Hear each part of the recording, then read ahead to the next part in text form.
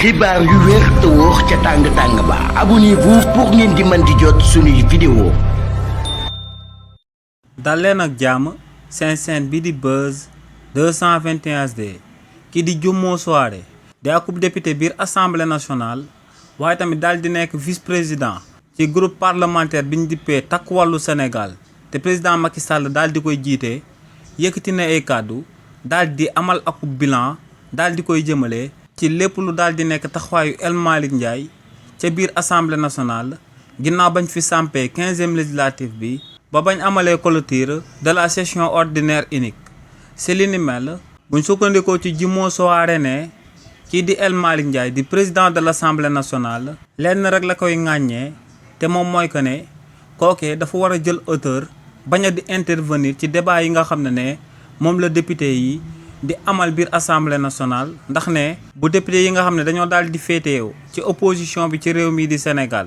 di ŋàññi régime bi ne El Malick Ndiaye day intervenir te ne li ni mel tegu ko ci dëgg waaye itamit tegu ko ci yoon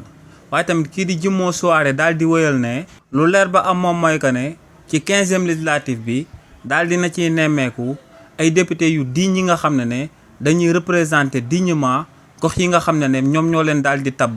daal di leen di andi biir assemblée nationale waaye tamit ne lu leer ba am moom mooy que ne am na ay yokkute yu daal di am biir assemblée nationale te kii di El Malick Ndiaye di président de l' assemblée nationale moom moo ko fa daal di andi. te ne lu koy firndeel moom mooy que ne si lu jëm ci modification règlement intérieur bu daal di nekk biir assemblée nationale lu ko fa daal di andi ay xalaat la yu xóot yi nga xam ne dañoo bàyyeekoo ci président groupe parlementaire bu Pastef bu Takku Wallu Sénégal ak député non inscrit yu daal di bàyyeekoo biir assemblée nationale te ne kookee di El Malick Ndiaye daa am rôle bu ponkal bu mu ci daal di joué waaye tamit ne gis nañ tamit ay innovation yi nga xam ne kookee di El Malick Ndiaye daal dina koy andi ndax ne ginnaaw bañ daan amal clôture de section ordinaire unique bi kookee di El Malick Ndiaye daal dinay invité et président de l' assemblée nationale ñu daal di bàyyeekoo ca Gambie Mauritanie ak Maroc ne loolee nag moo ngi soog a am gulet ci réewu Sénégal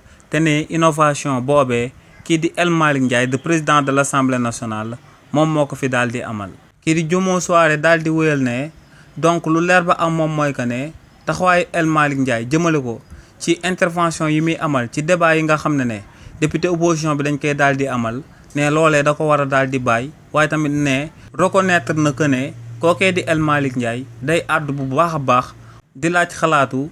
kullu président wu groupe parlementaire bu daal di nekk biir assemblée nationale te ne loolee aspect la bu positif bu daal di am ci biir assemblée nationale ginnaaw bañ fa tabee kii di El Malick Ndiaye. xibaar yu wér te wóor ca tàng ba abonnez-vous pour ngeen di mën di jot suñuy vidéo.